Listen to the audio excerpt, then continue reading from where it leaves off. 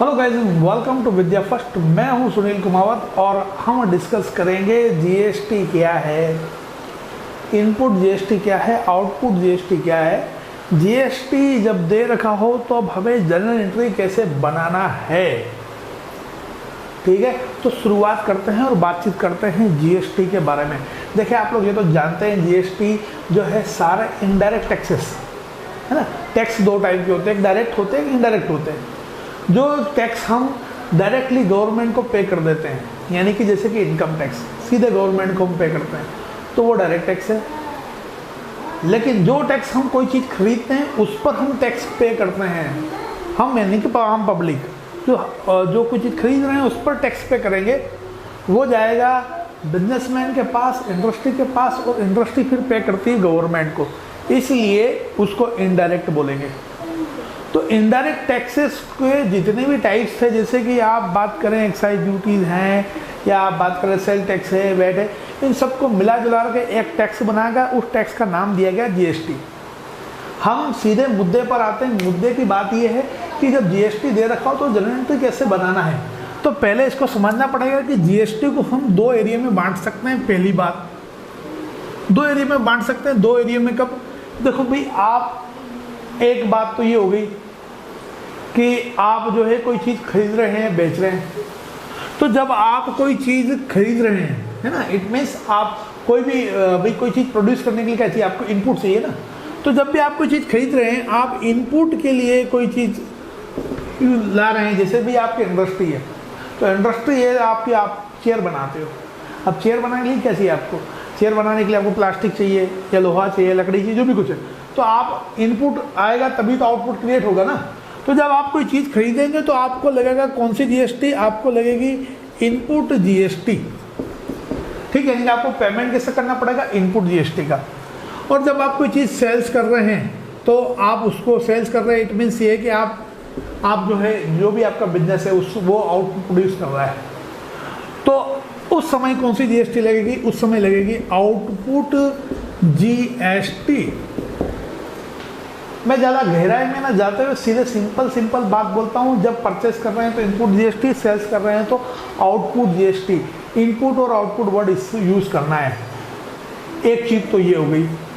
अब दूसरी चीज़ इसमें जो सबसे खास चीज़ है वो ये है कि इस फर्दर इसके और टाइप्स है। फर्दर टाइप्स क्या है? यदि आप कोई चीज़ विद इन स्टेट, है ना, जैसे कि मान लीजिए अपना मध्य प्रदेश है। अब मध्य प्रदेश में ही आप कोई चीज़ खरीद रहे बेच रहे हैं, है ना। इंदौर से उज्जैन से भोपाल सामेर, है ना, जितने भी शहर है, रायसेन, ग्वालियर। तो मध्य प्रदेश के अंदर ही आप कोई चीज़ खरीद रहे हैं, बेच रहे हैं। इसको हम क्या बोलेंगे? यानी कि इंट्रा स्टेट ट्रांजैक्शन कर रहे हैं। कौन सा ट्रांजैक्शन कर रहे हैं? इंट्रा स्टेट के विदिन ही। तो विदिन स्टेट यदि आप ट्रांजैक्शन कर रहे हैं तो आपको क्या करना पड़ेगा? आपको जो है जीएसटी के दो टुकड़े कर देंगे हम। जीएसटी के दो टुकड़े कर देंगे, और जीएसटी के दो टुकड़े कौन कौन से हो जाएंगे? एक होगा सीजीएसटी और दूसरा होगा एसजीएसटी।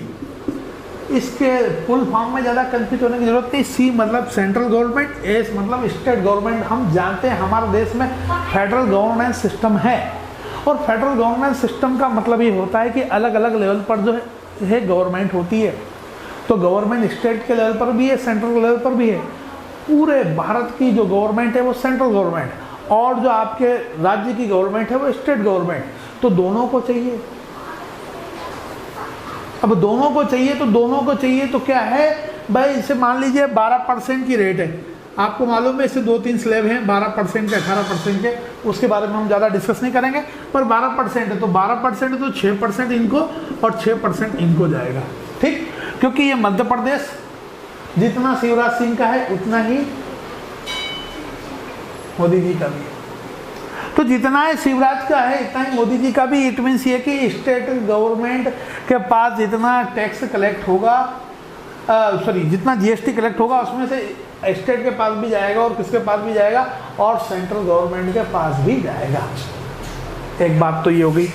अब दूसरी बात हम करते हैं कि आप कोई ट्रांजैक्शन जो है विद इन स्टेट कर रहे हैं, ये सॉरी इंट्रा स्टेट, स्टेट के अंदर ही। अब आप बात कर रहे हैं बिटवीन स्टेट्स, यानी कि आप जैसे कि कोई ट्रांजैक्शन एमपी और महाराष्ट्र के बीच में कर रहे हैं, या एमपी और गुजरात के बीच में कर रहे हैं, या कोई भी दो स्टेट के बीच में हो रहा है। मतलब कि आपने कोई चीज़ इंदौर से खरीदी और जो है मुंबई पहुंचा दी, इंदौर से खरीदी और जो है या मुंबई वाला बंदा जो है इंदौर से खरीद रहा है, या इंदौर वाला बंदा मुंबई से खरीद रहा है।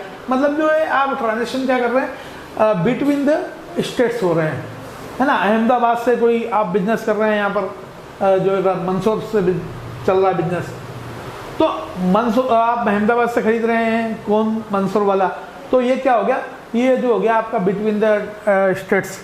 तो अब क्या हो गया, अब बात ये हो गई कि एमपी वाले बोलेंगे साहब हमारा भी हिस्सा है, महाराष्ट्र वाले बोलेंगे हमारा भी हिस्सा है।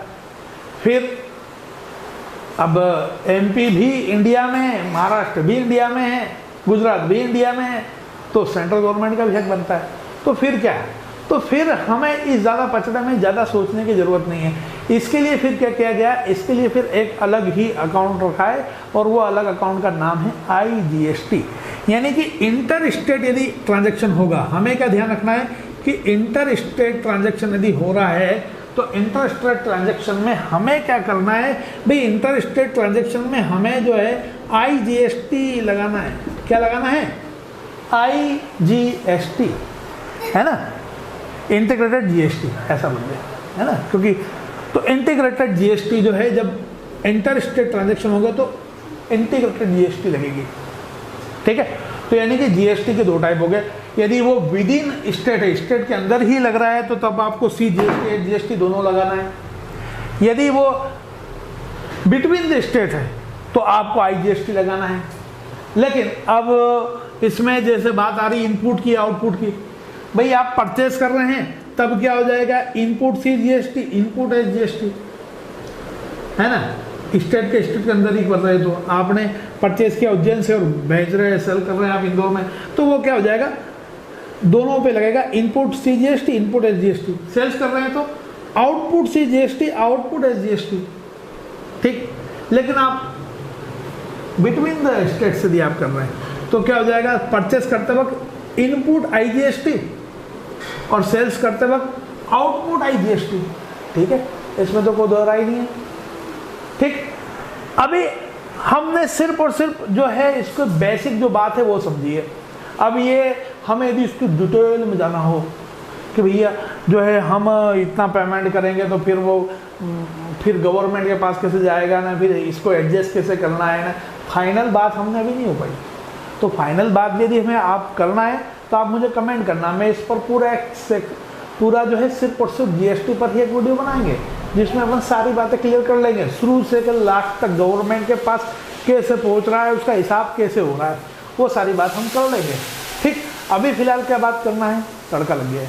अभी फिलहाल बात क्या करना है, अभी फिलहाल हमें बात करना है सिर्फ और सिर्फ कि हम जर्नल एंट्री कैसे बनाएंगे। तो जर्नल एंट्री बनाते वक्त हमें ध्यान रखना है कि जब परचेस कर रहे हैं तो इनपुट GST, और जब सेल्स कर रहे हैं तो आउटपुट GST।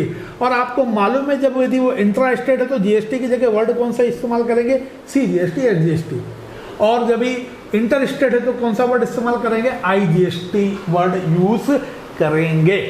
अब हम इसकी जर्नल एंट्री कैसे बनाएं, एक जर्नल एंट्री करके देता हूँ। एग्जाम्पल ये मैंने लिया कि इंदौर ट्रेडर्स परचेस, है ना, गुड्स वर्थ ₹1000 फ्रॉम भोपाल। यानी कि इंदौर का रहने वाला बंदा है, उसने परचेस किया गुड्स कहाँ से, भोपाल से परचेस किया है। तो हम इसकी जर्नल एंट्री क्या बनाएंगे भाई, परचेस किया है तो परचेस क्या होता है, परचेस अकाउंट क्या होता है, ये तो हमें पता है। परचेस अकाउंट क्या होता है, परचेस अकाउंट डेबिट होता है। अभी डेबिट क्यों होता है ये हमको मालूम होना चाहिए, है ना। परचेस अकाउंट डेबिट हुआ है, हमने कोई चीज़ खरीदी, डेबिट हुई। अब इसमें इंदौर वाले ने भोपाल वाले से चीज़ जो है खरीदी है, तो ये बिटवीन द स्टेट है या विद इन द स्टेट है, ये विद इन द स्टेट है या इंट्रा स्टेट है। तो इंट्रा स्टेट है तो इस पर कौन सी GST लगना चाहिए, इस पर GST जो है लगेगी CGST, SGST दोनों। और चूँकि हम चीज़ खरीद रहे हैं तो ये कौन सी GST होना चाहिए, खरीदते वक्त इनपुट GST। तो हम क्या लिखेंगे यहाँ, इनपुट CGST, फिर यहाँ लिखेंगे हम इनपुट SGST,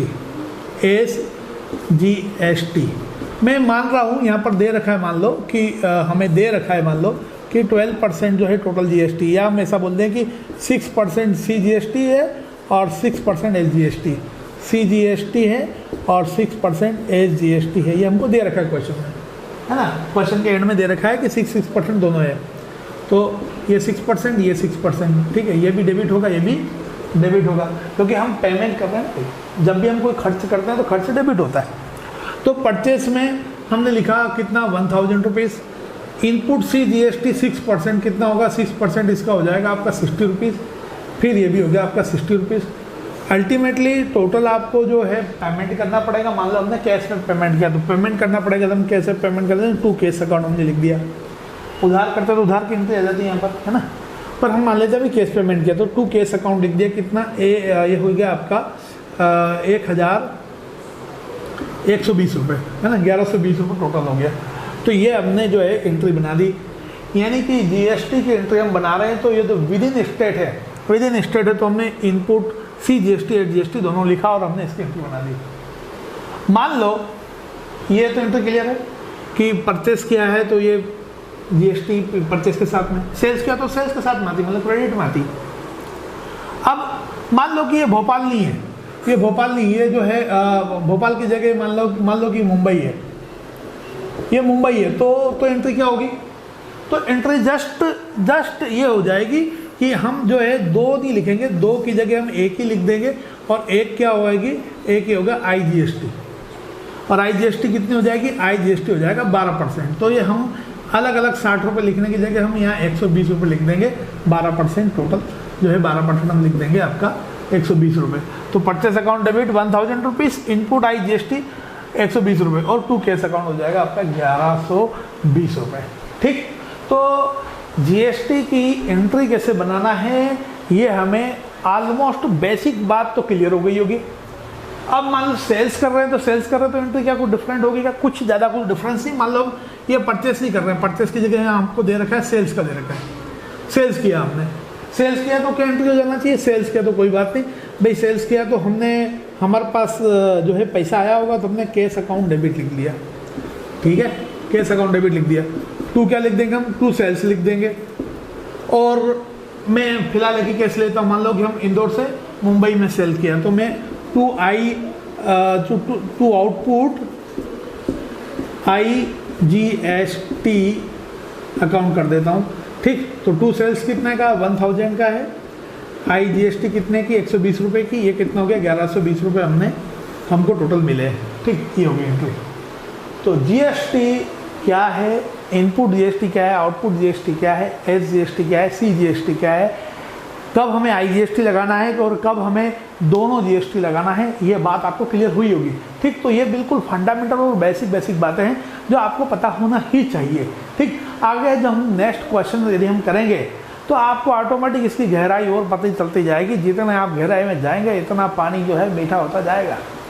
फिर मिलते रहेंगे, तब तक के लिए अलविदा। और हाँ, मेरे वीडियो आप यदि देख रहे हैं तो मेरे वीडियो का कि हाँ मैं मानता हूँ कि मैं जो है सीक्वेंस में वीडियो नहीं डालता हूँ, तो कंसिस्टेंटली वीडियो नहीं डालता, लेकिन मैं जो है वीडियो सीरियल में ही डालता हूँ। मतलब प्लेलिस्ट में आप जाएंगे तो वीडियो सीक्वेंस में ही मिलेंगे आपको। ठीक, फिर मिलते रहेंगे, तब तक के लिए अलविदा। जय श्री राम।